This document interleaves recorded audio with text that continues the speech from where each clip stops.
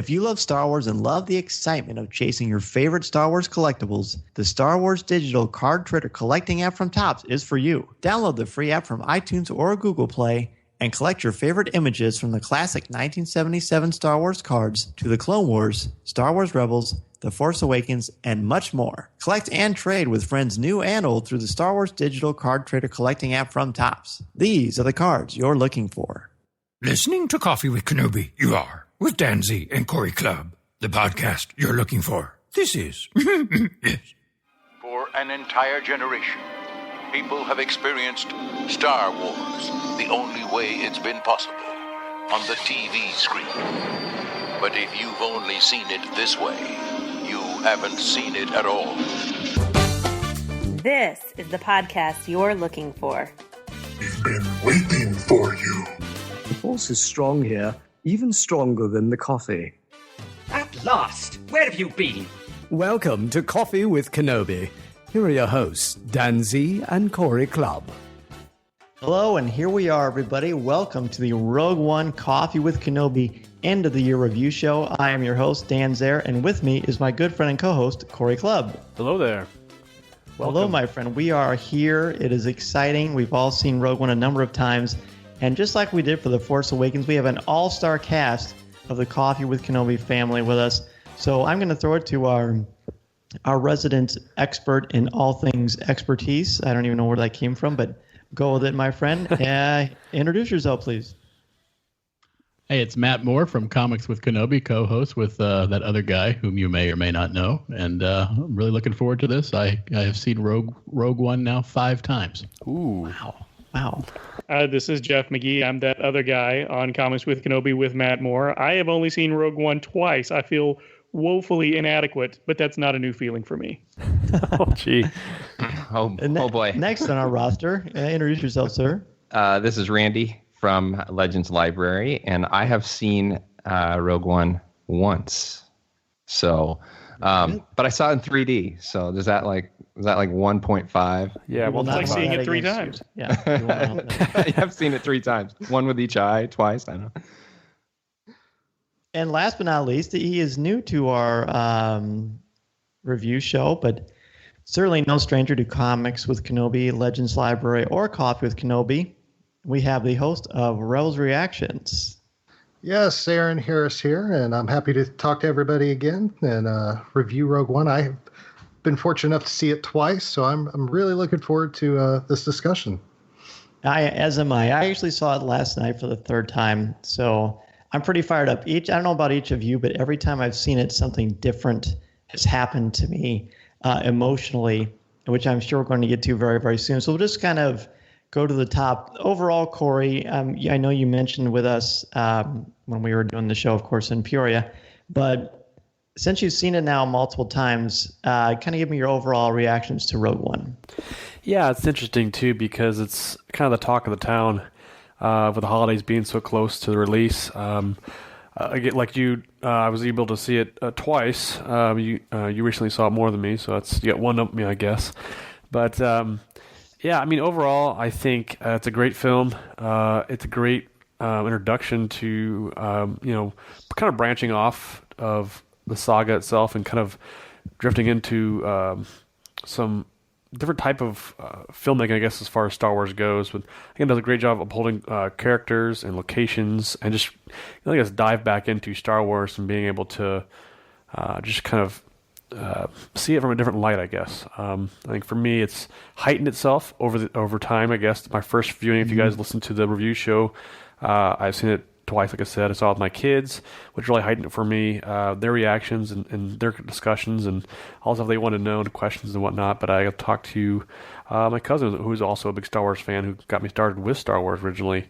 It was really great to talk with him about it and just talk Star Wars. And I think it brings a lot of fun things in the franchise, a lot of fun things in the saga. Matt, you have seen it 5 times now, as you mentioned at the beginning of our little program. How has it kind of evolved for you as you have seen the picture from the beginning to the most recent time? It's mostly the tone that's evolved each time I've seen it. I mean, the first one for me was the night before it came out, and of course it was just sort of that shock and awe of being at yet another Star Wars film, which will never get old to have to say that. And then with each gradual viewing, I was also using it to sort of look for Easter eggs and to look for the deeper meaning and some of the deeper context, particularly as it related to Catalyst, the novel that sort of sets up Rogue One. And then in the repeated viewings, even further viewings, I've been eyeing it critically, but not in the way that people are going to think, but I've been eyeing it in a critical manner to see how it links to the wider Star Wars saga. And it's been thoroughly fascinating because there's a lot of interesting avenues that are there that aren't immediate apparent with only one or two viewings. I agree. There are a whole bunch of Easter eggs and a lot of really cool things that we have heard about after we've seen the film for the first time. There's certain things we caught the first time. I personally caught the General Syndulla thing for the first showing, which I was quite thrilled with. But Jeff, what about you? There's so many different things that have been thrown into Rogue One, for better or for worse, possibly. Overall, were you happy with the cameos and the surprises? Overall, yes. This is the third review show I've done since the film came out, but it's the first one I've done since I saw it the second time. And I had a couple of minor quibbles with it the first time around, and one or two really what I would say major quibbles. Second time I saw it, everything just melted away. Everything worked.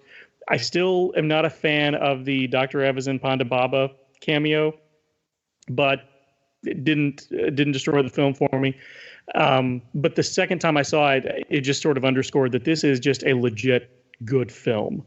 Right. Star Wars or not, it's just a good movie, and it's a great story, and everything about it just hits on all cylinders. And I love that we have an addition to the Star Wars story, that we had a movie without Skywalkers, and we had a movie without lightsabers up until, spoilers, the very end of the film, and it still felt like Star Wars, and it was just magical. And I cannot wait to see what else Disney and the other directors are bringing in have coming down the pike. Same. Well, Dr. Evazan, that you said, I think the thing for me that, and feel free to jump in here, anybody, I think the thing for me that maybe caused that one to be potentially problematic, although I did enjoy it, is that I think it looks the most like a Halloween costume instead of like actual texture of a Star Wars universe. Exactly. How did he gain 20 pounds in 3 days? The guy in A New Hope is quite a bit heavier. I don't know why they didn't just go back to the mask or whatever they used in 77. You don't know. The reason he gained so much weight is he ate Ponda Baba's twin in between. And it's actually something in the Rebels visual guide. But Randy, you are certainly as schooled as anyone I know about the Legends line. And they've obviously done a lot of modifications to the history of Star Wars, the mythology of Star Wars for Rogue One. For you, as a fan of the expanded universe of the Legends line, what did that do for you as viewing this film? Wow, it's wild that as I was watching the movie, I wasn't thinking about the Legends like perspective. I think I was sort of caught up in just watching the movie. I wasn't even.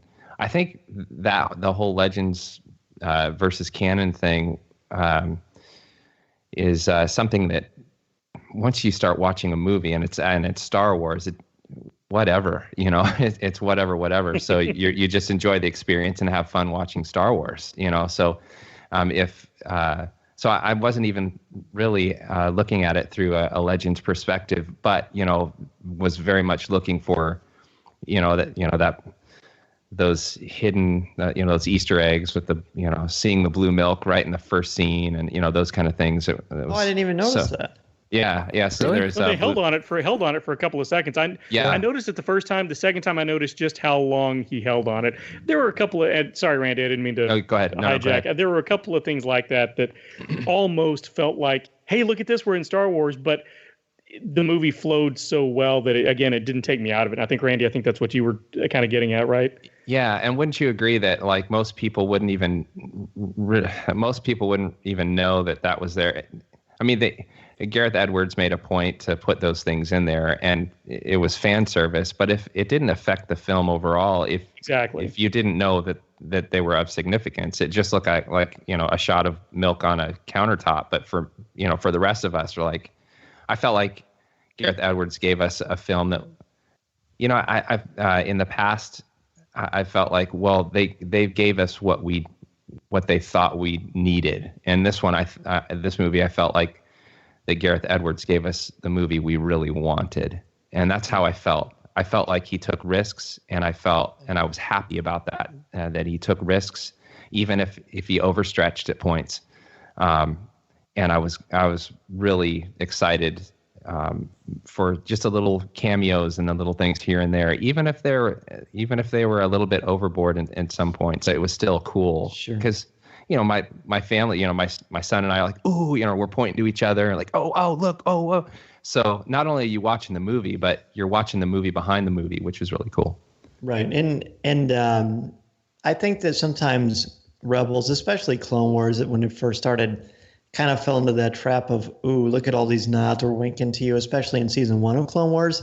But I think over time that's just become more of an organic thing. And Aaron, you obviously love Rebels. You host Rebels Reactions so wonderfully well. There's a lot of stuff in here with reference to Rebels, the series, and Star Wars in general. How did all those things work for you? And did you feel like it was a distraction and kind of a gimmick, or do you feel like it was just authentic storytelling? Well, I mean, to be perfectly honest, Chopper made the movie. I mean, you weren't crazy about the movie at first, were you? No, I was very critical of the movie after my first viewing of it. I read a lot of things that I was disappointed with. To be honest, I think my expectations were higher than they should have been going into it, because my favorite movie's A New Hope, and going into this had so much of a New Hope feel to it that I was just bursting at the seams. And then I went in there and I was like, well, this is cool, but what about this or what about that? And this is still cool, but and then after the second time, I was much more happier with the movie. My expectations, my bubble had been burst. I went in with a fresh new perspective, and I really liked it. There were still a couple things that really got to me a little bit that I'm still working through, but overall, I love the movie. And the Rebels references for me were just phenomenal. Between the Ghost, General Syndulla, of course, you have the Corvette cruiser there at the end of the movie. Yeah, the Hammerhead. The Hammerhead. Then, of course, the Chopper in and of itself. You know, anytime you put Chopper in anything, it's going to be a win. So, definitely, he's going to bring home the Oscar for him. And not only, I got to tell you. I mean, you know, when I went to see it the second time, I went with my wife and kids, and my kids were just beside themselves with glee when they saw that first image of the Ghost on the tarmac on Yavin 4 outside of the ziggurat, and then when they actually caught that fleeting glimpse of Chopper, I literally thought their heads were going to explode because they were bouncing up and down there in their seats, and I thought that was a nice little nod, and I loved hearing General Syndulla on the intercom, because it gives me a new hope that some of our characters from Rebels make it this far, so to speak. Not all of them, I don't think, but that was a nice nod, and that was. I got to give it up for Dave Filoni. He's really got the Rebels fans' backs, and it really showed in this film. Yeah, I think it was beautiful and seamless. Like, I really felt like it was authentic storytelling. From last night's viewing, I counted the Ghost probably 5 times, maybe 6, during that battle, because I was looking for it, and it was there throughout. And I can't wait. They've said that they're going to show the battle from the crew of the Ghost perspective. And speaking of perspective, Corey, this whole film just has a different feel, a different tone than the Star Wars movies that have come before it. What does that do for you as a fan of Star Wars and just cinema in general? Yeah, that's a great question. It's interesting because, like Aaron was kind of saying, I, as a fan, I wasn't following us too closely. I mentioned that on a couple of our shows. I mean, it was just out there living. And as we get closer and closer to it, it did start becoming more real. Hey, this is a Star Wars movie. Will it do well? It's almost like Marvel taking an experiment and throwing Guardians of the Galaxy out there and, hey, we'll just try this out and see how it goes. And this kind of felt like that to me. I guess kind of they're just telling a story that we all kind of like, we know what's going to happen, this essence of being Star Wars fans. And but we talk about the film itself and how it transcends that. But as I kind of look back on the film itself, seeing it multiple times, like you said, there's some new things to see and say, oh, it's really cool, or I like that better or worse or whatnot. I think what the biggest thing it has going for it is that you can pull out Star Wars and still get a great film. It's very similar to The Dark Knight for me. You can pull out the Batman elements and still get a good crime film. This is just a great sci-fi film. The characters are invested. I mean, I feel like everyone played their roles so well. And the actors did a great job of bringing us new characters we've never heard before. I had a hard time getting, my mouth around some of the characters when we were first talking about them. And I was just like, they just didn't feel real. It wasn't a Luke. It wasn't a Han. It wasn't this and that. But as we, the lights dimmed and things went on, I really felt like this is a Star Wars achievement, if you will. Right, Matt. For you, as a storytelling fan and just a fan of comics and just the genre in itself, what did you think that kind of risks that Gareth Edwards and Lucasfilm took with this that was so successful? Well, I think the main risk here that was taken by Lucasfilm and in particular by Gareth Edwards was showing that was cracking open the veneer of the rebellion. That, when you see Cassian Andor kill Tivik in the opening scene, because it's, if he doesn't, they're going to be captured by stormtroopers. Mm-hmm. It sends home to the viewer and to those Star Wars fans, new, old, casual or otherwise, that this is very much a real world inspired piece of filmmaking, because bad things happen when you're running a rebellion, and difficult decisions have to be made. And I thought this film captured the nuances of that very well. It really reminded me of almost. To me, it evoked that 1981 film, The Eye of the Needle, with Donald Sutherland, who played a German spy in Britain during World War II, who, befriended a lot of people, but ultimately had to also kill some of these people because he didn't want to blow his cover. And throughout this entirety of Rogue One, the realism, I thought, was superb. I mean, because, we have people who are morally questionable, who in some cases will operate in just black and white, but who are also having to find that middle gray to make things happen. And they're willing to make these sacrifices, both personal and otherwise, for what could be termed as the greater good. I mean, let's be very clear here. I mean, this film posited to some that the rebellion was, in fact, a terrorist group, whereas, Saw Gerrera was an extremist terrorist group. But it lends further credence to that old saying that, one person's terrorist is another person's freedom fighter. Right. And I like the way that Gareth and Lucasfilm made the viewers think about that notion. Jeff, Matt brought up Cassian Andor in a very important scene right off the bat where we meet him as a character. I guess if you want to be specific about it, he does commit murder, but there's a reason for it. I mean, we're at war. This is like a serious heavy thing. I wrote in my review, this is really the first time that I felt like the wars in Star Wars was authentic. In the pantheon of Star Wars heroes, what kind of character is Cassian Andor for you? Well, he's sort of the Han Solo of this film, if we have to use Star Wars archetypes. I mean, he's even wearing his Hoth jacket, for Pete's sake. And it didn't even bother me because I got it. I got what he was doing. One of the first things we see Han Solo do is kill Greedo.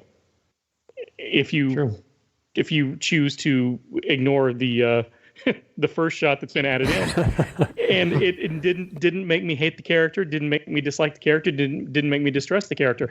And in the same sense with Cassian, again, we're at war. He was about to get found out. He was about to get discovered by the stormtroopers. He had a choice to make in that moment. He made the choice. The mission is more important. And again, like you said, this is a war movie. I dubbed it The Dirty Dozen meets Saving Private Ryan, only in space. And it is every bit a war movie. And that's sometimes we have to make those hard decisions. And sometimes the needs of the many outweigh the needs of the few if I can cross-pollinate sagas and franchises. You may. You have that power. Randy, we just talked about Cassian and the feel and the look of Rogue One. To you, do the other characters, are any of them a distraction to the overall story and focus? Do they feel like a forced like they're forced in there to create kind of a group of different individuals that are coming together for a common goal?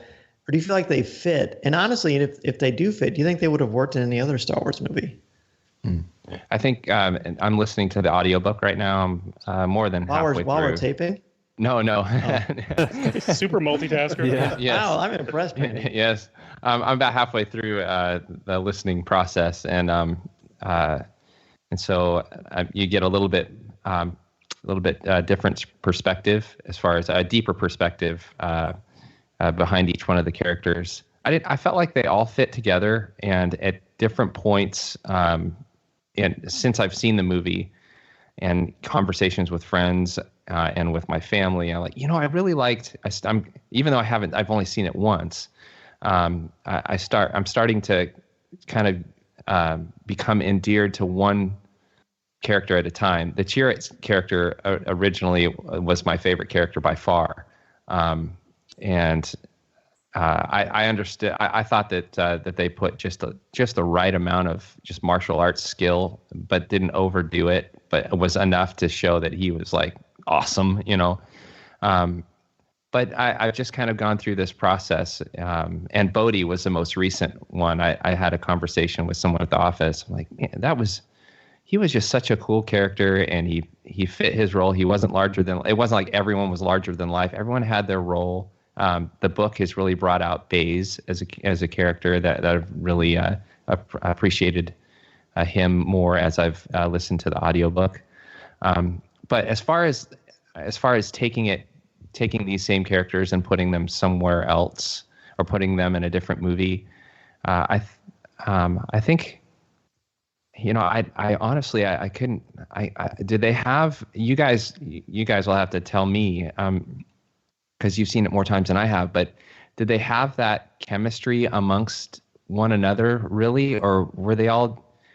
They were thrown together, and I don't think that they really blended together. I felt like they were individuals coming together for a cause, and it was cool. But I think it would have been unfair to have those characters come together and gel so much that there was like this chemistry between all the characters. I think it stayed true to the story. The story stayed true to itself, and that those characters were thrown together, and they united for a common good, and they ultimately paid the price for that. But I didn't feel that they had a lot of chemistry. So continuing on or taking those characters and putting them in another movie, I guess I don't know. Gosh, I'd kind of leave it up to you guys who's seen the movie more. But sure, Matt, what do you think about this? You have besides knowing about genre, you have a bit of experience in the world of the military anyway. How do you feel about this whole thing? Well, I do agree with Randy. I don't think you'd want to put the entire group back together for another film, because it takes away from the powerful message of Rogue One. But I do firmly believe that Chirrut and Baze could probably easily carry their own film, given their history together, as Guardians of the Whills. And, we get the notion of how deep their relationship is. It's very much, a brother and brother, with a possible hint of perhaps even more. But in reading the adaptation of the film, the novel that came out just after, I guess afterward, it goes into a little more background about Baze and Chirrut as well. And it's clear that these two have been together for a long, long time. And given this nature, with the way that Chirrut embraces the teachings of the Force, whereas Baze has kind of fallen out. He's a little more skeptical about it until that ultimate sacrifice, and he gets back on his path, so to speak, thanks to Chirrut. I really believe that these two characters are the ones that could probably carry their own film. Now, and Jeff may agree with me on this, or he may disagree, but this is also a perfect situation for Marvel to come in and perhaps do a 4 or 5 issue miniseries about the duo, to give us, to flesh out their backstory even further, and which, this would be a perfect platform for them, both as a publisher and as a storyteller, to build on this legend. These characters, particularly Chirrut and Baze, they're going to advance in popularity as time goes on. And I think, that's just, that ship has set sail. People really like them. And I think, there was a lot of attention on Jen Erso and Cassian Andor, and not quite as much on Bodhi Rook, but those two are the ones, to me, are the real breakouts of this film. And those, my wife, who is not a Star Wars fan, who nevertheless went to the film with me the third time for her second time. Each time she came out of that cinema thinking, I want to know more about these two guys. I want to see their story. And I got to agree with her. I do too. I would pay $12 to go see a Chirrut and Bays movie. Jeff, what about you? I'm on board with Matt there. I want a Chirrut and Bays miniseries or movie or animated series. I just want to see the adventures of these two guys because, again, Randy, you were talking about the characters not really having a lot of chemistry together. These two did, but it was sort of a result of their history together. The two actors and the characters did. And I really feel like that was by design. I didn't even think about it until you mentioned it, but you're absolutely right. This was not a group that came together and formed a team. This was a group of individuals who were working toward a common goal. And I think that's maybe the theme of the film is that, rebellions are built on hope, but they're also built on sacrifice. They're built on people who have to just get over themselves and get the work done. And I feel like that's what we were seeing here. We're seeing just how important this rebellion was to the people who were fighting for it. And again, I'm with you, Matt. I want the miniseries. I want the movie series. I want the maxi series. Give me as much Chirrut and Bays as you can, or as I like to call him, Zatoichi, the blind swordsman in space. They definitely they have some interesting things going on with them as a relationship. And Aaron, like the relationship between Star Wars fans and the creation of itself, I think is interesting. I think there's a nice parallel of us getting to know these characters. They're unconventional, and we're not sure where to kind of place them in our minds as far as Star Wars characters go because we know them so well.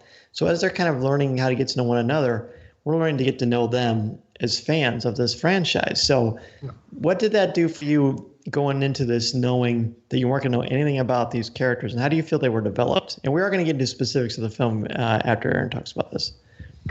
Well, going in and seeing these characters as we got to know them, I thought they did a great job considering the length of the movie, getting us to care about what happened to these people. We got to know them a little more. We got a lot more on some than we did others. I would also champion for a Bays and Chirrut movie as well, or comic series or anything. More about them, the better. But they were able to make that immediate connection with the fan base through the scenes of the movie. And definitely, I think it was something that everybody expects from a Star Wars movie, to have characters that connect with you right off the bat, and are able to develop those relationships with the people watching. And I think Gareth Edwards and everybody in that movie made that happen with people that we knew nothing about. It definitely had that. To me, it really did. When people say it had a New Hope feel, the way these characters were developed really did have that New Hope feel, where when New Hope was released, we knew nothing about any of these people. We knew nothing about Luke, Leia, Han. Now we can't imagine a movie without them. But we had the same thing happen with Rogue One. We knew nothing about these people. We knew what was going to happen to them. We assumed we knew what was going to happen to them. And we got to build that relationship from the ground up. So it was very much a New Hope for those of you that got to see A New Hope in 77 when it came out. It was basically a similar experience for everybody now, with these new characters getting to learn and meet these new people and see how they grew. Right. Well said. Well said. There's something, as I said before, there's just a lot of texture. I feel like this movie, more than any Star Wars film, made me feel like this galaxy is huge instead of just 3 planets for a couple hours. I feel like there's just so much going on here. There's a scope to this is very powerful. And I'd like to hear all of you, if you could mention, or if you had to summarize one particular scene or character that define this film and your enjoyment of the film. I'd like each of you to kind of weigh in, and we'll just go in a normal order we've been doing, about what particular aspect, either whether it's a character or a scene, really brought this to life for you. And we all agree Darth Vader was awesome, so we're going to take that one off the table. We can do a whole show on that alone, and we probably will. But Corey, what about you? Yeah, I mean, I was always drawn to K2SO as a character. I think they did a great job of bringing him to life, introducing him to the Star Wars world, and every scene he was in, he kind of seemed to steal the scene a little bit with his corpse, and just kind of can-do attitude and just giving it flat out. He was written well, but then I mean, obviously that was the marketing too. That he was meant to those things. But I think he did them well without being cheesy or, a copy of another character that we already have. And I don't know if necessarily a specific scene sums it up for me. I don't know. I keep thinking back to, just from multiple viewings and such, just seeing how it stands on its own. Like you guys said, it's the characters that come together all have their moments, I think. And it's hard for me to say, that was the best moment or one of my favorite moments. I mean, I did like Chewett taking down the stormtroopers with his stick, and I think that was something unique we haven't seen in Star Wars before, necessarily. I think that was cool. And it brings new elements to the saga, I think, in that way. Okay. Matt, what about you? To me, character-wise, it was all about Bodhi Rook, because we got to see him as someone who had been swayed by Galen Erso to do what was right. And he did it at great personal risk and, great risk to his family. And he was treated with contempt and skepticism by Saw Gerrera and his band of merry rebels, yet he persevered. And you could tell by the acting by Riz Ahmed was superb, because at every point of the film, Bodhi looked like he was literally going to poop in his pants. He was so scared. But he also reached down deep within him to find what he needed to play his role, to make things happen. And to me, that says a lot. As for pivotal scene, this film is just chock full of pivotal scenes, but one that really stuck with me was how fragile, in fact, the Rebel Alliance was. Mm-hmm. When the Leadership Council had all flown to Yavin 4 for the meeting, and you had some of the members of the council openly saying, "Well, we need to disband we need to disperse the fleet and disband it and scatter it across the galaxy.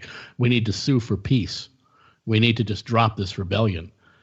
I was impressed because it showed the cracks of tying such a large yet disparate group together while trying to maintain a common goal. And again, that's something that's very difficult to do. And I think that had a lot of real world relevance, no matter what your political stripe is. It was very intriguing to watch.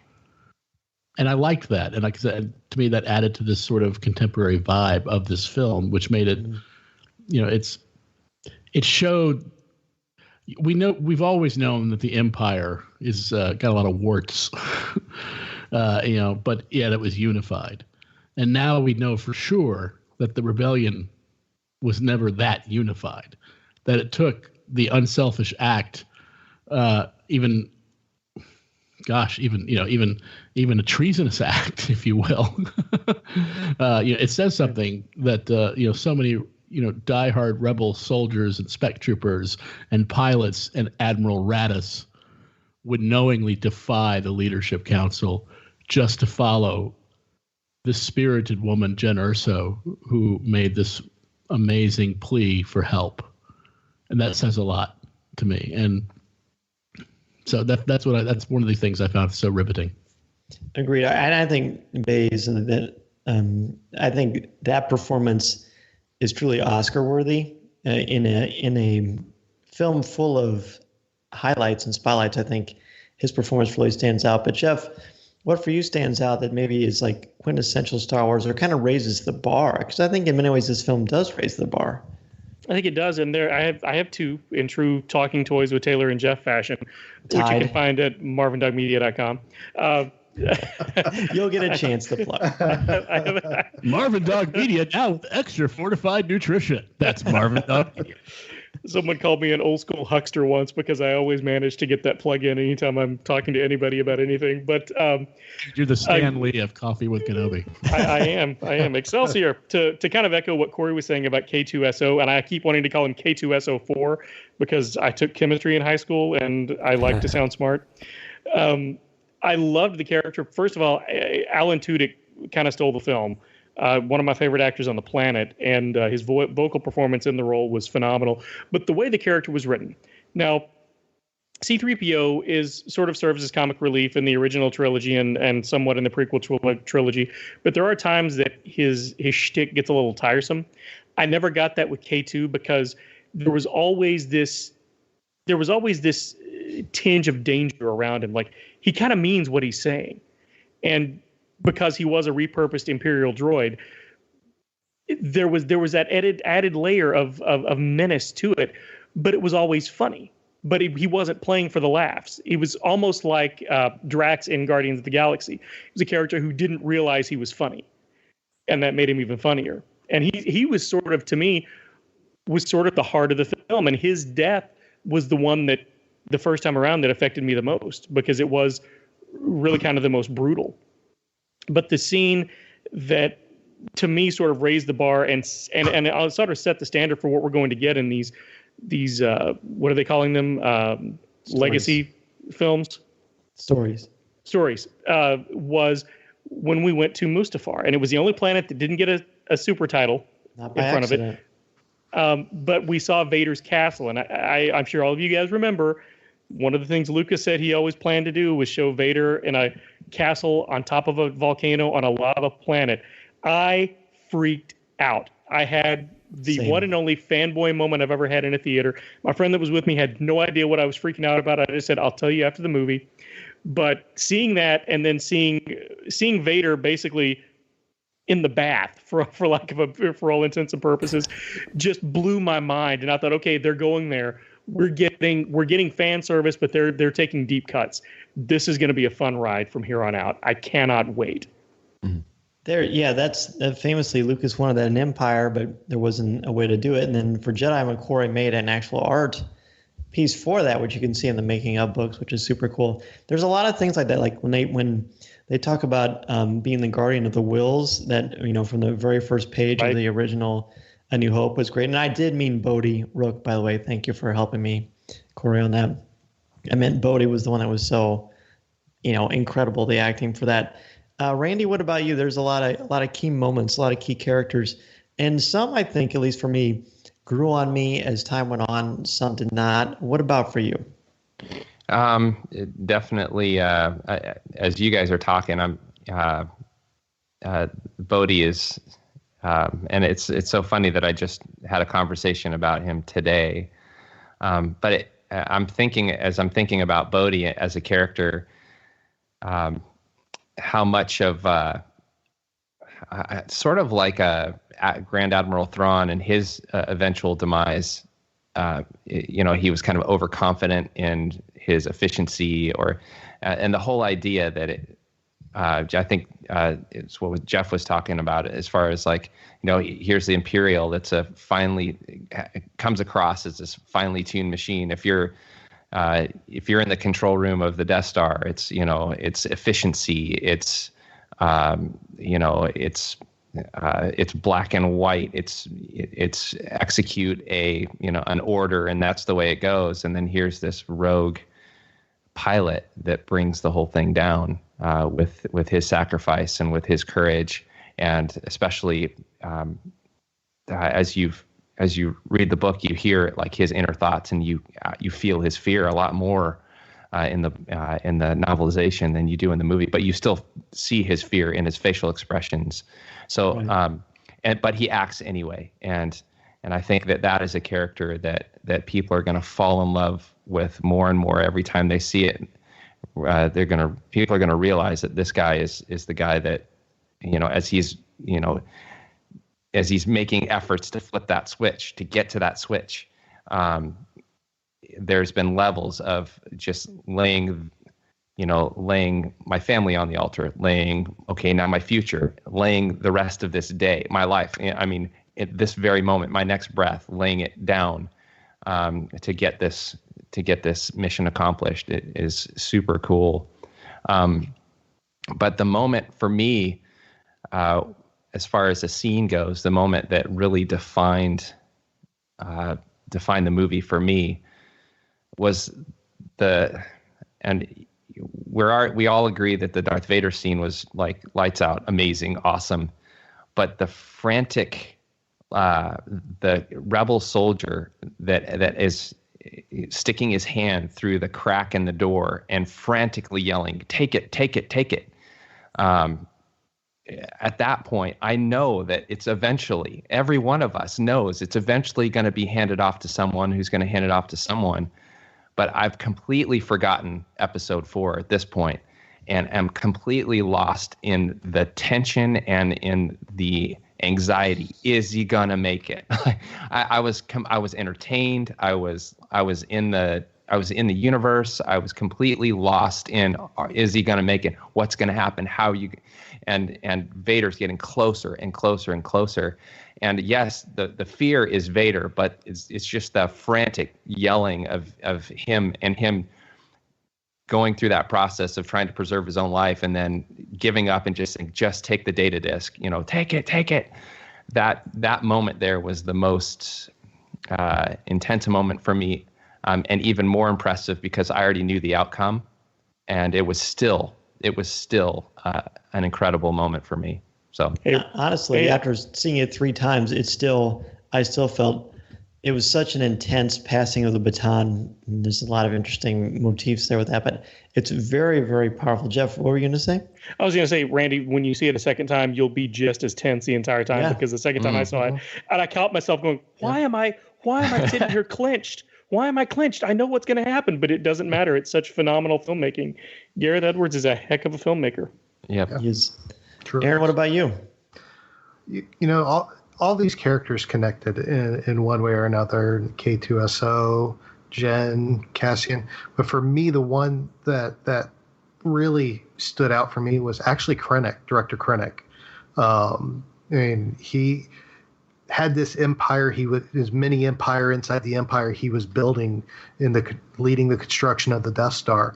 Make sure everything was working, and he had this whole world around him, and he had his plan and how it was ready to go. And at that day when everything is going perfect, they're test firing the weapon and destroying the Jeddah city. Next thing you know, the rug's pulled out from under him, and he's left trying to clean up a mess of who's spying, who's the internal mole. He's essentially lost his command. He's lost his position. He's now in a cleanup mode to try to regain what power he had. And for me, the scene that really capitalized on that was there on Mustafar when he was talking to Vader. And Vader told him, they were going back and forth, and Vader told him what his mission was going to be to nail down this spy and make sure that nothing happens to the Emperor's weapons, because they're not going to find out about it till then.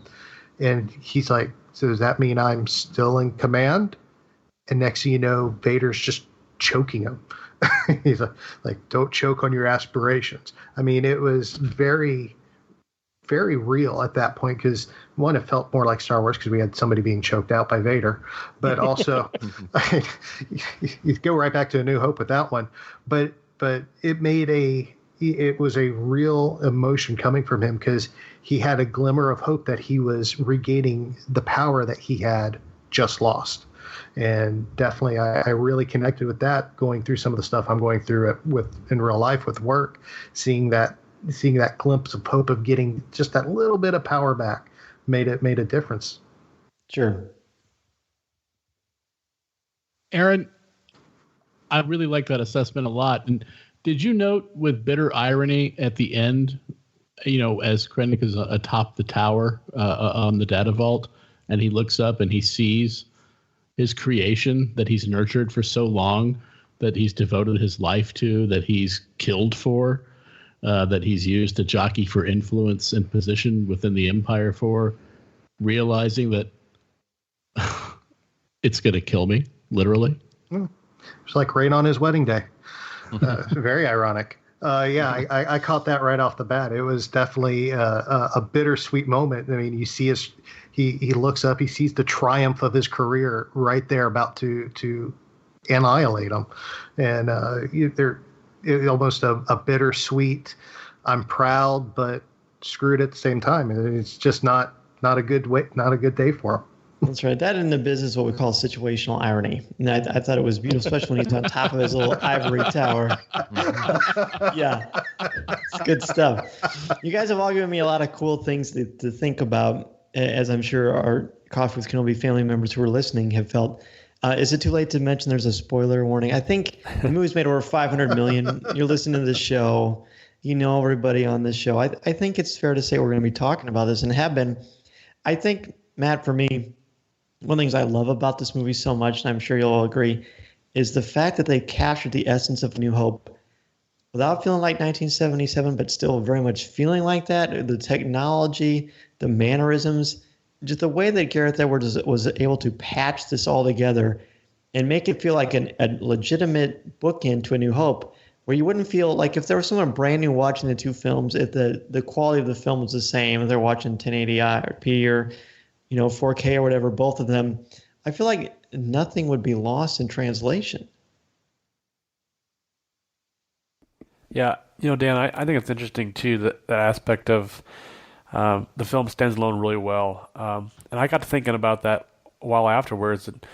This might be the first Star Wars film some people see of their generation, or of just not having seen other films, and it does a really good job of not spoiling anything. It doesn't leave you wanting necessarily what's going to happen next type thing. Obviously, you can go out and watch the sequels, but like you said, it stands alone well, and that's a hard thing to do. It was definitely an experiment, I think, for them. Well, when you and I were seeing it for the first time together, when it first starts, I mean, obviously there's no opening crawl, Corey, as we all know. And then I think in addition to that, like the music just kind of is jarring. I actually jumped out of my seat with the first beat of the music. How much do you think that's, I mean, obviously we know why they did it, and I think it was very effective. But do you think they should duplicate this sort of recipe for the Han Solo story and what else is to come? Or do you think they should just keep this unique as a rogue film? Yeah, I mean, branding-wise, I definitely think they've got a lot of different mediums here. Like I said, the music's different, the direction's a little different. Just the Star Wars itself, there's no crawl. That we see the title, a few minutes, it was maybe a good 10 minutes into the film itself, the Rogue One comes up on the film. It was different. It was different that way, and they're sending a message saying, this is going to be something different you guys haven't seen before. And, I would hope we get that with Han Solo. I think Han Solo will be harder, because it is a character we all know already. These characters we don't know, but Han Solo is a guy that, everyone knows. I mean, he's the crux of cinema, I think, when they go to create a new, character or, will not care type guy as far as being, the hero or that saves the day. And I think, too, they know that going in. This, again, was kind of that test saying, can we get this done? Can we make this happen? And they succeeded very well. I agree, Matt. In addition to the changes with the opening crawl, the music is a lot different. And there's been a lot of talk about it, and I would say it's almost overwhelmingly positive. Michael Giacchino, is it Giacchino, depends on who's saying it, and what time of day, I guess it is. But how did the music set the stage for you in a beautiful way? Because talk about daunting replacing John Williams, even just for one film. That's a big deal. It is a big deal, and in this case, it worked. I mean, Lucasfilm said from the get-go that this is not your typical Star Wars film, and they aimed to make a Star Wars film unlike any other, and they succeeded. And I think clearly to do that, you have to stick to your guns, and you can't bring in John Williams. Michael did a wonderful job. His score was uplifting. It was frenetic and kinetic, much like the pace of the film itself. Nice. And I loved how we got to see, or actually hear rather, these gradual homages to certain elements of John Williams' iconic pieces. I mean, like I swear I heard some smidges of the Imperial March. Darth Vader's theme, but it wasn't overpowering so as to be glaringly obvious. And it melded so well with his music. And I got to tell you, this was one of these things. The day the CD came out, the day the CD came out, I did buy it. I've been listening to it while doing my commute to work, and it's a nice piece of it's not nice. It's a great piece of stirring music, and the fact that he did it in less than a month, good Lord, I know that's astounding. And to me, that helps set that stage for this being a Star Wars film unlike any other. And that's fine, because these films are not designed to be the Skywalker saga films. These films are not designed to be the Han Solo, Lando Calrissian, Chewbacca buddy flick. And this, each one of these films is going to be different. And I think each one of these Star Wars stories should have its own voice and its own take. If there's a crawl in the Han Solo film, that's cool, because, it's involving 3 major characters from the saga. So I can see it happening. It doesn't have to have John Williams music. I mean, I'm sure it'll use some, but again, why would it? We're going to be seeing these people in a situation and at a point in their lives we've never known about. We've never actually seen on screen. And that's fine. I'm okay with that. I like knowing that when I go see a Skywalker saga film, I'm going to hear John Williams. I'm going to hear those wonderful refrains, those amazing and uplifting, orchestral works. I'm also cool about going to see Star Wars stories that have new composers with new music that only just burnishes the legend and the oral awesomeness of it all. Agreed. And with Clone Wars and Rebels, we had to, Kevin Kiner's had to take these themes and adapt them and kind of put his own spin. And Randy, I know you had some thoughts on this as well. Yeah, I think I might be the only one that while watching the movie, I that was one of the things that was frustrating for me, because I felt like there was a handful of times where I was anticipating a certain feel or a certain piece of music, or I heard the first 2 notes of an existing melody and was waiting for the finish of the melody, and was then I guess diverted from that. I know inside of Jyn Erso's theme song is the first 2 notes of Across the Stars. I've been listening to the soundtrack over and over again. Since I've been listening to the soundtrack just by itself, I've really been able to appreciate it as beautiful music. That Jyn Erso, the Hope theme is absolutely beautiful. It's amazing.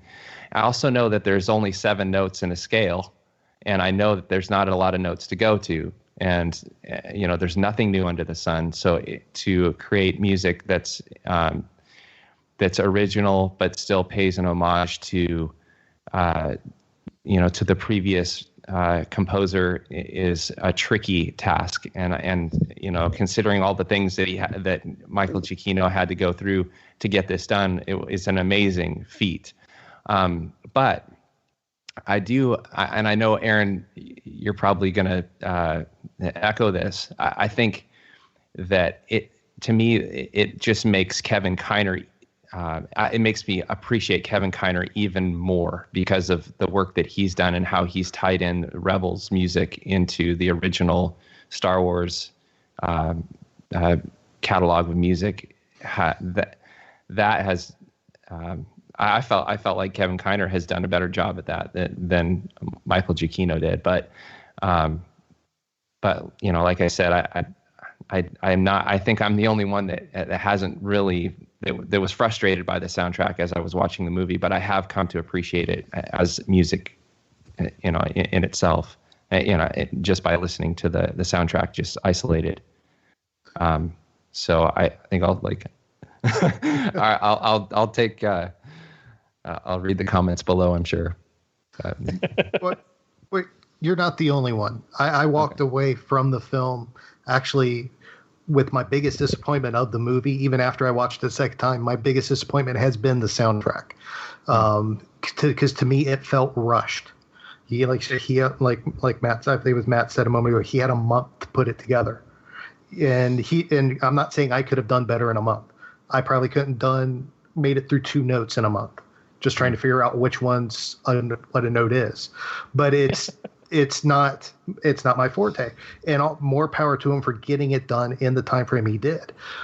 But with Star Wars, there's always been a connection to the music that draws people in, and up until I would say the last theme of the movie, when everything is going down, everybody's dying. Spoiler alert.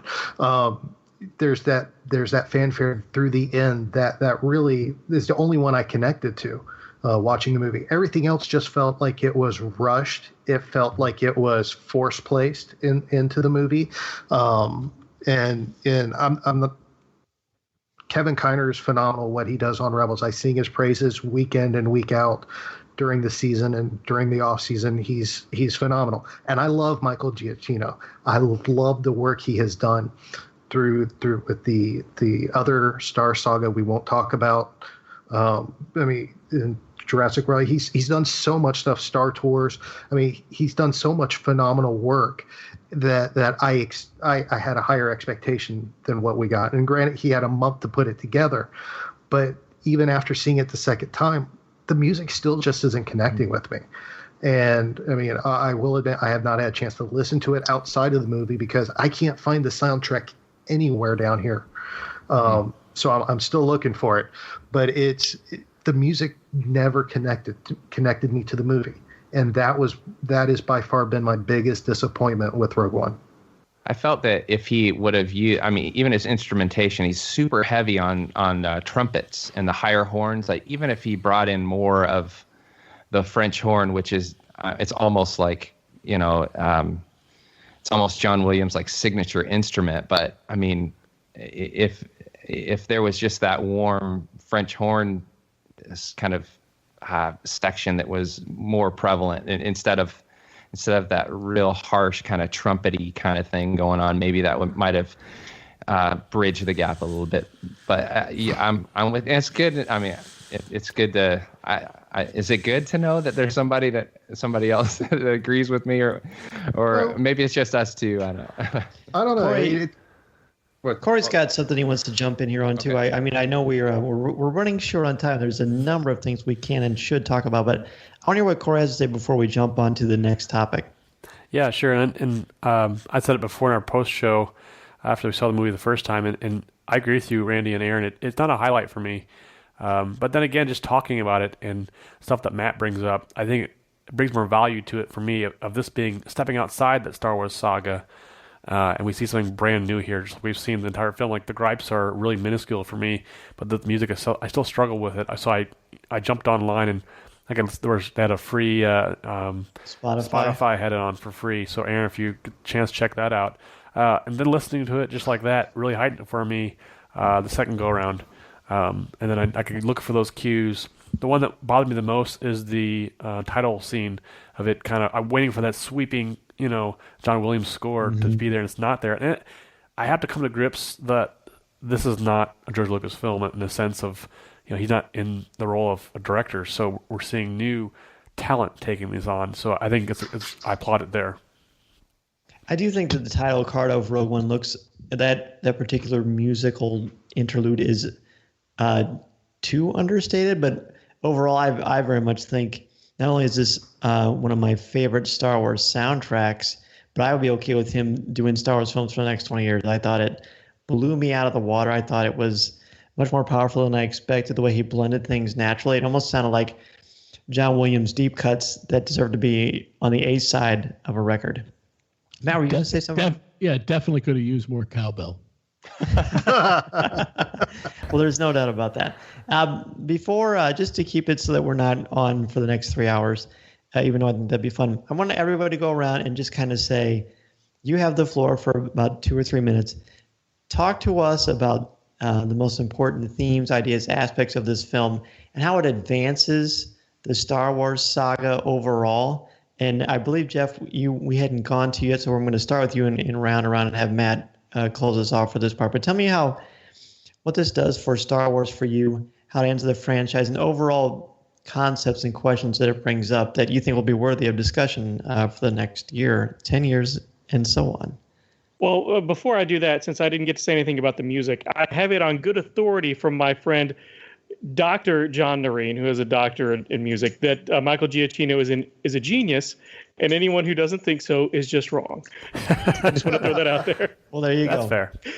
But no, seriously, to me, Star Wars has always been about hope.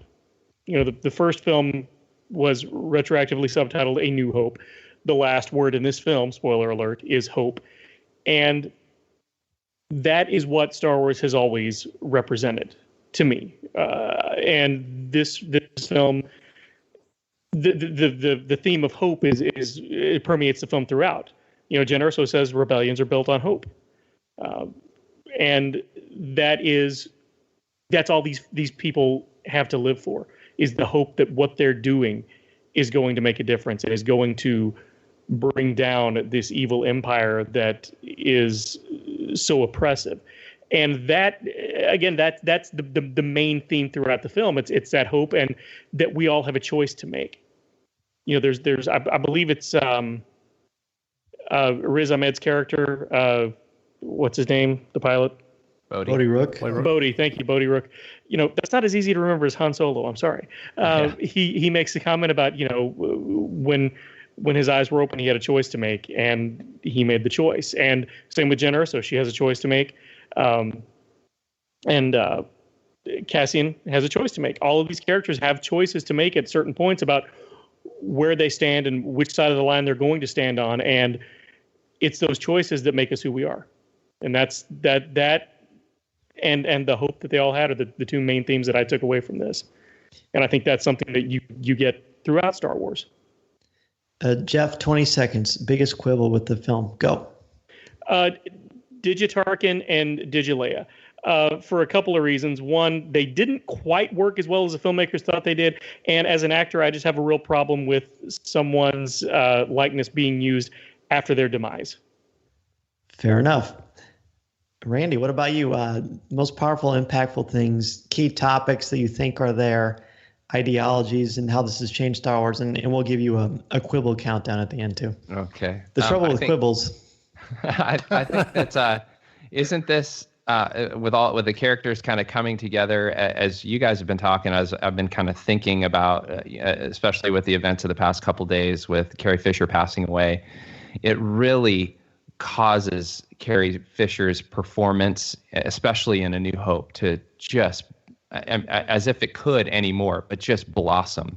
Because I felt, I'm feeling more and more like that she was the glue, that the characters that came together for A New Hope could have been just as disconnected, but still, the same cause, but just as disconnected as Rogue One, as far as the gelling of the character and the chemistry of the characters. But I feel like for A New Hope that Carrie Fisher was that glue, and I think it's very fitting that the very last face, or one of the last face, the big scene at the end, that Carrie Fisher's face is featured, and that is the conclusion of Rogue One. Giving us a taste of the glue, or the binding agent, or the coming togetherness of A New Hope, is Carrie Fisher's character and Princess Leia, and her strength and her power. And I think that especially especially in light of the fact that Rogue One just was released. It ends with Leia, and then Carrie Fisher passing away. All I can say is that although those things all kind of coming together, we're going to look back and we're going to see this as an era. I will anyway, as an era, like a Carrie Fisher moment, even pointing forward toward A New Hope. Mm-hmm. And I think that's the significance of, because this is fantasy, but there's a real person there, and she killed it. She killed it in A New Hope, and and so it's fitting that Rogue One finished with her, and especially in light of her passing. Do you have a really quick, brief quibble about the film? Besides the fact that you hate the music in which it would be burned from existence? Apparently. I wish, and I know Luke and I agree here. I wish that I wish that it was Leia's I wish it was just her hand or her shoulder and her voice that said hope. I wish it wasn't that big round-eyed anime character, hope, I wish Agreed. It was a little bit more subtle and just hinting to the fact instead of right on the nose. That is something that I wish that they had back. But I say that, and I know I'm out of time here, but I say that in deep appreciation for the fact that Gareth Edwards took risks, and I'm willing to put up with that because he did take risks, and I want to thank him for that with my appreciation for his movie that he directed. If Gareth Edwards can go from the narrative disaster that is Godzilla to Rogue One, I hope that Colin Trevorrow can do that with that awful Jurassic Park movie. Okay, sorry. Aaron, what about you? I mean, it's not Pacific Rim. That's terrible. Yeah. Anyway. Hey now. I'm sorry. I'm sorry. You and me, Dan, after the podcast, out back. Yes. I'll hold him down. It sounds like it would have more plot. That story right there would have more plot. No, go ahead. You're not wrong. Oh, man. I will fight all of you. Matt and I already have better chemistry than anybody in that movie. The movie overall, I mean, I think Jeff said it perfectly to begin with. I mean, the hope just exuded through the movie, and you cannot sit down and watch the movie without feeling the hope, and not only the hope but the desperation of this fledgling rebellion. I mean, I have to go back to a recent episode of Rebels where basically they went after something that the Empire had given up on, not because they could succeed, but they could succeed because they were desperate. And you see that desperation coming through this movie. And they're, instead of saying that they were desperate, they said it was because they have hope that they'll succeed. And a lot of their desperation turned into hope throughout the movie. And definitely that's what really jumped out at me through this whole thing. It was just one giant leap of desperation, which they had a lot of faith in what they could do, and it wound up working for the best for them. Well said. Do you have a quick quibble? Well, outside of the music, which apparently I'm wrong on, but you're not wrong. But outside, we all can be sometimes. Hey man, all these opinions are beautiful. We all have such an incredible thing in common with being Star Wars fans and podcasters. But the fact that we take the same thing, we all look at it through a different lens, is why I love this medium. So It's right on, brother. It fills in great. Love the differing opinions. But outside of that, I didn't have a problem with the Digi-Tarkin or Digi-Leia. That didn't bother me at all. Punta Baba and Evian there, I did have a little bit of problem with that, just trying to figure out how they could have escaped in time from the city before it was destroyed. But other than that, the biggest quarrel I had outside of the music was just the opening, not the opening scene, but after the opening scene when when the name of the movie just shows up. I feel they could have done a better job on that. It looked a little cheesy to me. Other than that, that was pretty much it. This could easily be a 5-hour show, honestly. Oh, easily. It would be a lot of fun. Corey, I'm interested to hear your thoughts because I know what you think, because we've talked about it a lot and we saw it together for the first time, but obviously time has passed. You've seen it with your kids. What's changed for you?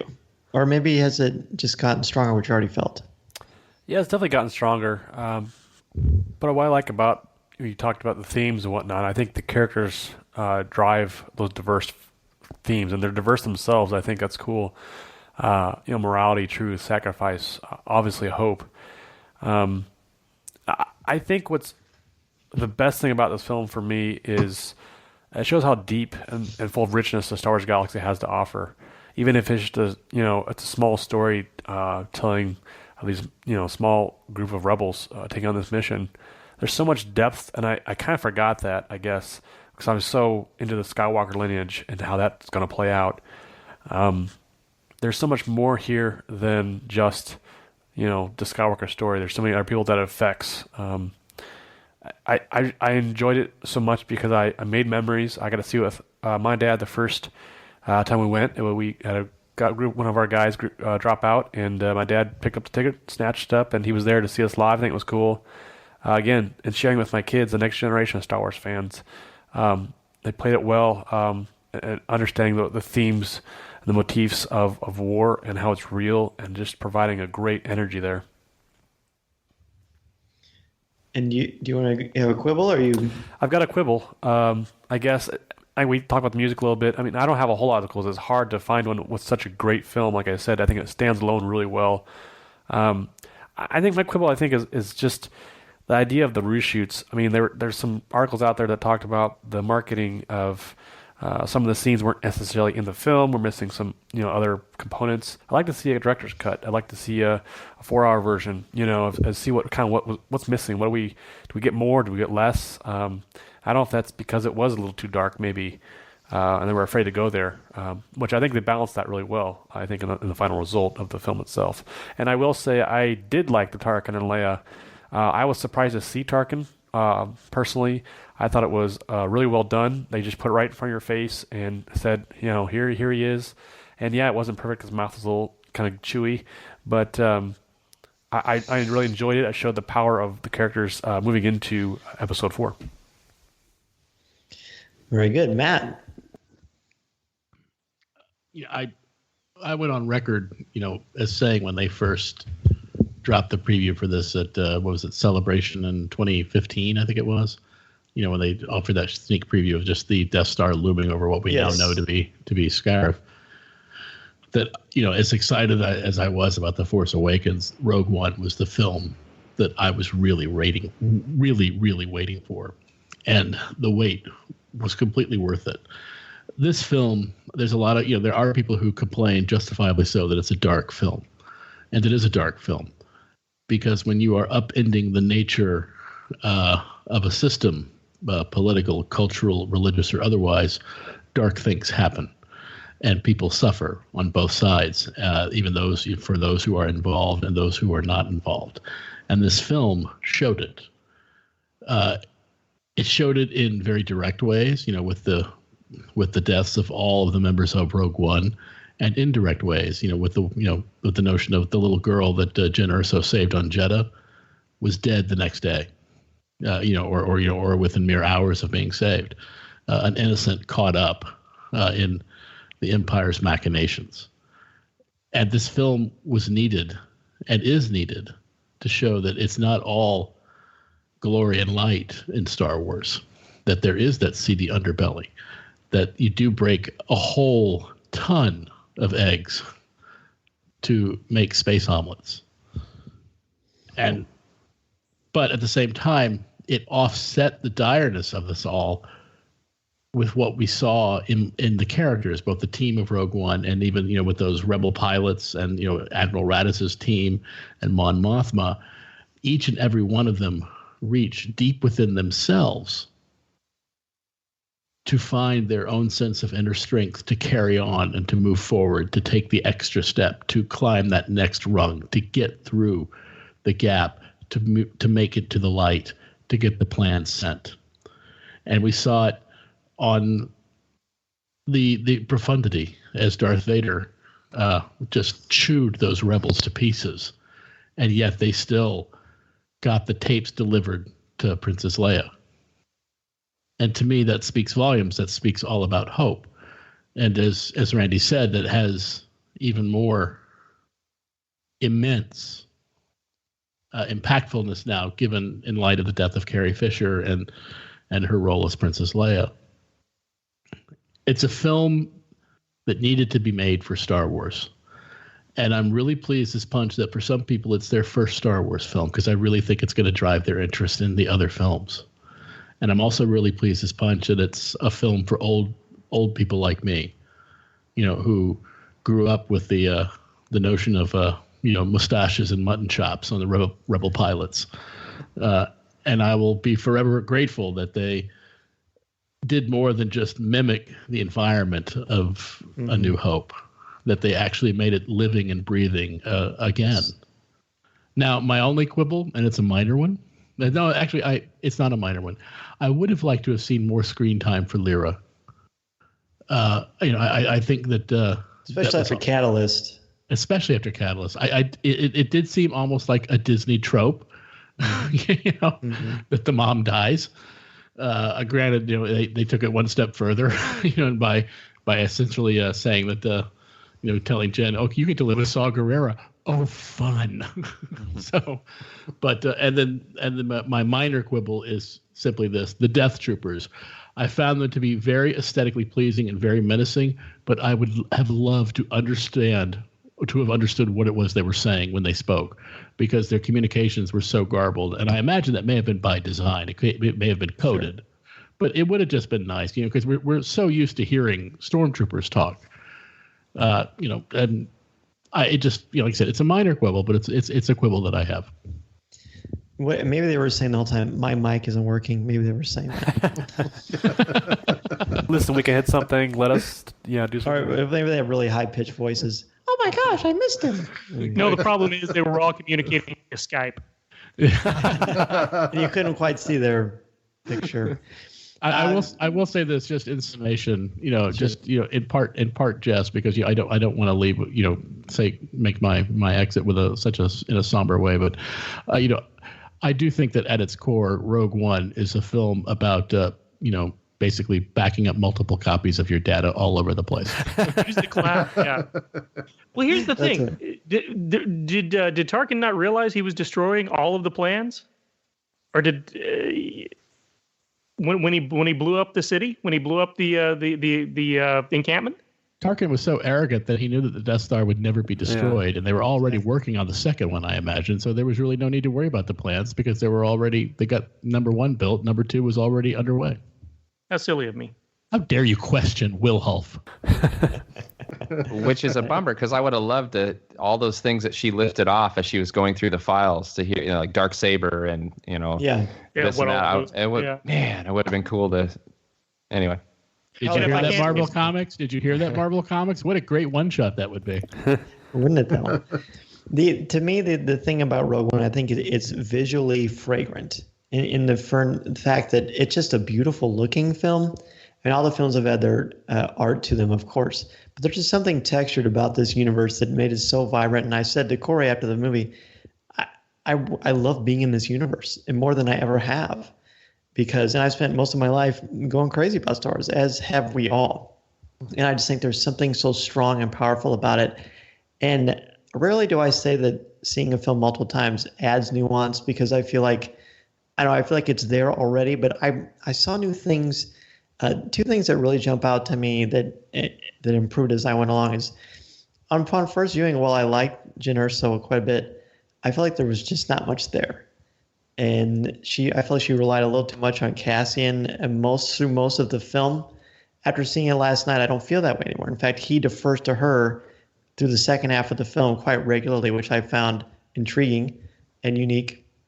There's obviously a lack of diversity from a female perspective, which is somewhat surprising. I don't think they were trying to capture the feel of 1977 with that. But overall, I think it's a wonderful movie. I want us all to rank. I know I don't really like doing this, but let's just do it. It'll help us kind of give us a grade. I want to rank these films, all 8 Star Wars films, in your order, and you're allowed to change it anytime. But just for the purposes of this, we'll do that. My only quibble is the one I had on Assembly of Geeks, and that's Saw Gerrera. I thought I like him a little bit more now, but I feel like he was extremely over the top. And I understand he's beyond punch drunk, and he's beyond PTSD. I understand that he's seen things I can't even imagine. I don't know. There was just something about that took some of the luster off of the sheen of Rogue One. But that being said, I'm thrilled to see him in Rebels, which Aaron broke for the entire internet, by the way. That was fun. It was fun. So let's just start back at the top, Corey. Rank the films real quick, and then we'll let everybody know where they can find us and listen to us. Sure. Yeah, this is difficult because that's one of the first conversations that comes up when you ask someone if they've seen the film. Oh, where does it rank in the other films? And I just, it's so hard for me to do it. But you're putting a knife to my throat, I guess. But I would say I'm still enamored with Episode 7. I think there's a lot going on there. I'm excited for Episode 8. I still rank that as number 1 for right now. And I will say Rogue One fits right in there because it's so new and so fresh, and there's so much going on. It's so much fun to see new Star Wars films along the way, and we're getting those. And that's still something that kind of mystifies me a little bit as far as a fan, and seeing that. And then again, A New Hope, I think, is just leads right into Rogue One leads right into New Hope so well. We were the very next day at work. Somebody had brought a copy in, and we were watching the opening credits and just those first few scenes and going, oh man, it syncs up so well. I think my first idea was to go and watch New Hope right after I went and saw Rogue One, and I think it's such gravity there. I think it's so much fun. But then Empire is great too, and Return of the Jedi, and the prequels. I don't know. I guess I don't attach them too much. I didn't grow up necessarily in that era of them, but I do see ramifications of Rogue One in them. So it's interesting to rank them that way for me. I don't know if they're all kind of like, they move around a little bit. My kids love the prequels a lot, so I have a more affinity to them, for them to just kind of be graded that way, I guess. So your favorite is still Force Awakens? Force Awakens, yes. Yep. Okay, right on. Matt, your order of the films. This is always a difficult question and a difficult answer, like Corey says, but top film remains Empire Strikes Back. Just because it's a technically perfect film on every level. My number 2 film had been Revenge of the Sith because it was so daringly done and so devastating emotionally. Every time I watch it, I still just, Anakin, don't do that. Don't kill the younglings. But after these viewings of Rogue One, I am elevating it to number 2 because I love the daringness of this entire film. And I love the darkness, yet the hope that resonates within its embryonic core throughout the entire film. And so, yeah, definitely Rogue One is, to my mind, and of course this is fluid. It may well change, but Rogue One is number 2 on my top Star Wars films list. You want to list out the rest of them then? Yeah, sure. Empire, Rogue One, Revenge of the Sith, A New Hope, The Force Awakens, Attack of the Clones, and then Return of the Jedi is before Attack of the Clones. Wow, fascinating. Jeff. So, Return of the Jedi, is that low on Matt's list? I'm shocked. I know. It's pretty cool. I love the differences in perspective. I hate hamsters. But Matt, they're delicious. You just have to cook them the right way. But no, my ranking is Empire. I'm with Matt on this one. It's the best film in the series. It's my favorite film of all time. Empire, Star Wars, which most people know as A New Hope. I just call it Star Wars because I'm that hardcore. And Rogue One sits at number 3 right now. And it's Return of the Jedi comes in just after it. If I had to rank them, I would say Rogue One is 3 and Jedi is like 3.1. And just below that comes in The Force Awakens because I really enjoyed that. But I do think Rogue One is a better film than The Force Awakens. And I think it's probably, I think it is the 3rd best film in the series. After that, Revenge of the Sith, and then a steep drop off to Attack of the Clones, and an even steeper drop off to The Phantom Menace. But I will say, I took my friend Moose. You guys, if you've listened to Bantha Banter, also available at marvindogmedia.com. My friend Moose, she's a 12-year-old girl, took her to see it, and she said at the end of the movie, this was the best Star Wars movie she's seen so far. She's seen them all. This one's her favorite. Wow. Randy. All right. This is this is difficult, and I've had time to think about it. I'm gonna go with Empire as well. I don't know. No, I really no. I think I had. No, I'm gonna go with Empire, and a really close Rogue One would be second. If the score was anything that I enjoyed, it would have taken it. But yeah, so that's 2. So A New Hope would be 3. Revenge of the Sith. Return of the Jedi. And then I guess Phantom Menace, and then Attack of the Clones. But man, I really want to say Rogue One because of the cinematography was just gorgeous, out of this world. Just to show an explosion, and have you guys seen it in 3D? Am I the only? Yes, have you seen it in 3D? I've seen it in 3D. I haven't seen it in 2D yet. I'm going in a couple days to see it in 2D.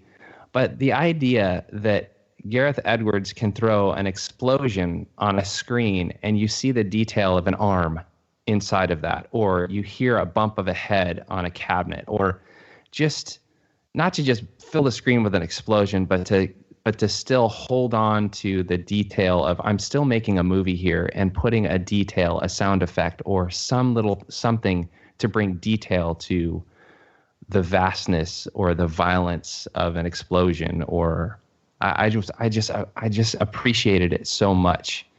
It's so close to Empire for me. The sound effects editing in this movie is brilliant, I will say. Yeah. Aaron. This is probably the hardest question I've been asked in a long time. A New Hope will always be number 1 for me because it's what introduced me to the saga. It will always be my favorite. Followed by Return of the Jedi and Empires. After that is still Revenge of the Sith. Then I would throw Rogue One in.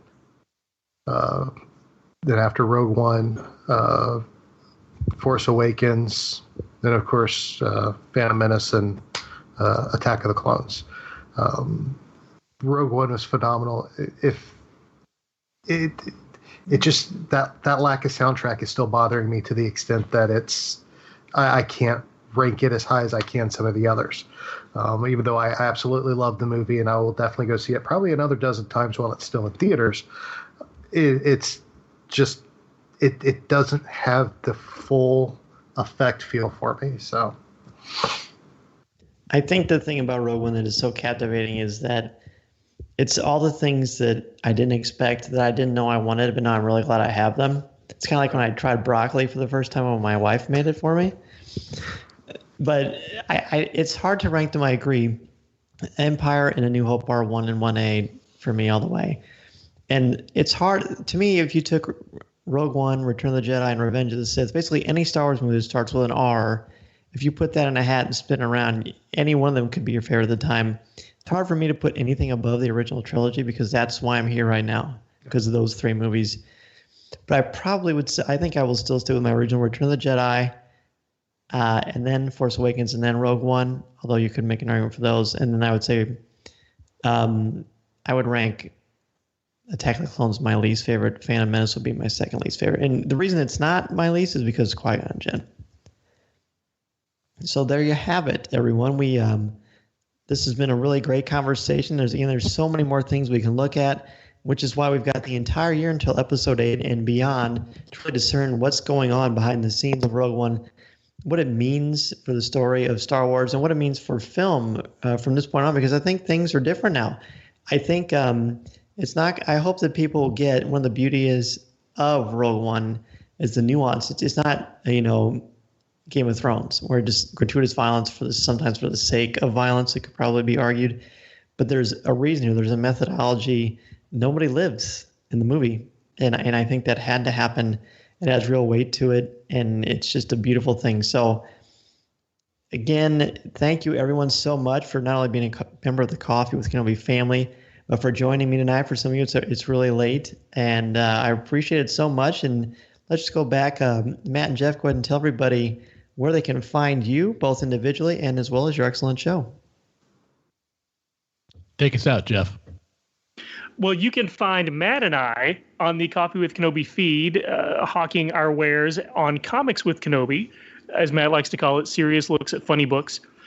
You can find me on Twitter at the Jeff McGee and at Marvin Dog Media. And I don't know if I've mentioned this before, but I do have my own podcast network, Marvin Dog Media, home to Talking Toys with Taylor and Jeff, Bantha Banter, and the pilot episode. So you can check us out at marvindogmedia.com. And I also appear on Assembly of Geeks, which is coming back next year with a slightly different format. And we have a couple of other shows in the works there. assemblyofgeeks.com you can go to for all of that information. Scott Murray and I are on that show. And Matt, I believe your Twitter handle is Gorilla Scribe, but I can never remember how to spell it. Guerilla, is that right? Yeah, two R's, two L's. So just like Mississippi. Yeah, exactly. Because Mississippi has lots of L's. And you can also find me as a co-host of Comic Book Noob with Scott McMurray and Regina Davis. And we take a look at comic book characters who have made the leap into other forms of media. And we try to break down their comic book origins and history and compare and contrast them to TV and movies and as well as video games.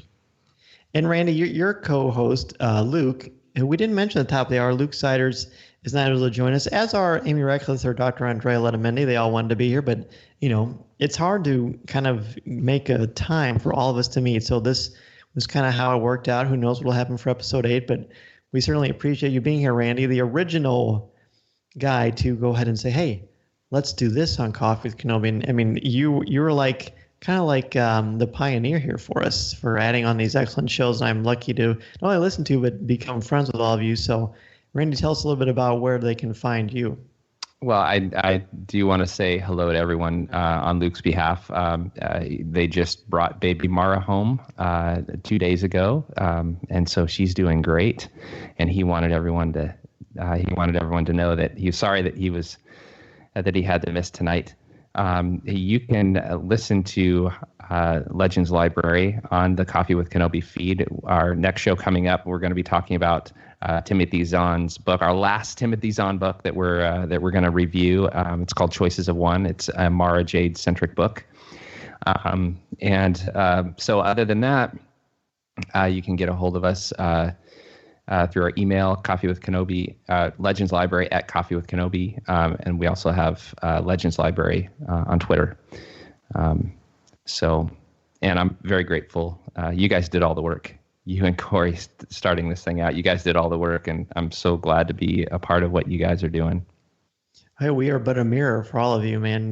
You guys all are such an essential part of all this. And Aaron, where can everyone find you, and when can we look for the next Rebels Reactions?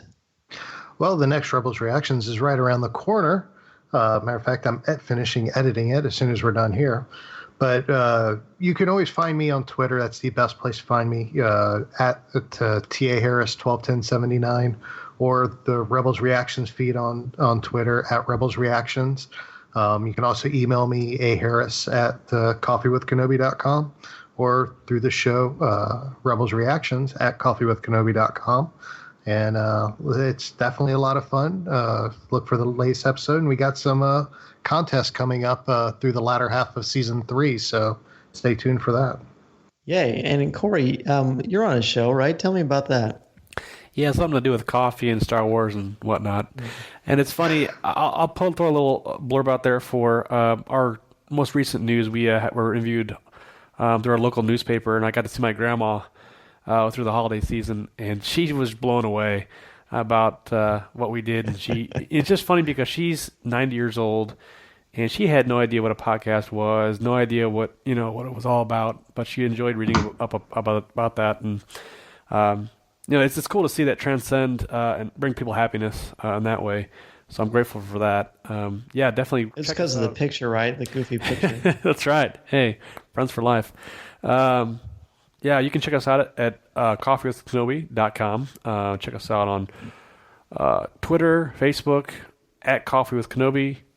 Just type us in on Facebook. Check us out. We've got a great presence on Instagram now. We're all over the place on YouTube. I recently had to revamp some things, but we're there. You can listen to us there. As it seems like we're just growing, and I'm looking forward to 2017 and interacting with new friends, new family members, and fans of the show. Just looking forward to gearing up for episode 8. I mean, it's going to be that's the next one we're kind of setting our sights on too, right? I mean, so it's going to be a great year, and looking forward to it. Yeah, absolutely. We've got, I guess I can officially announce who our first guest is going to be for our January show, and that's going to be Mike Pilot from Full of Sith. He was at the premiere of Rogue One, so we're going to find out kind of more about what happened there and just kind of talk more about this incredible new addition to the Star Wars franchise. Corey mentioned all the places you can listen to us and find us on the web. Everywhere you can listen to podcasts, you're going to find every show on the Coffee with Kenobi family of networks. And you can also catch my writing on StarWars.com, where I talk mostly about comic books as well. So, again, on behalf of everyone in the Coffee with Kenobi family, have a wonderful, happy, and safe New Year. There's so much more to come. Celebration, Episode 8. A lot of new major announcements. It's going to be a wonderful 2017, and we thank you so much for joining us. Have a wonderful evening, everybody. Chewie, get us out of here!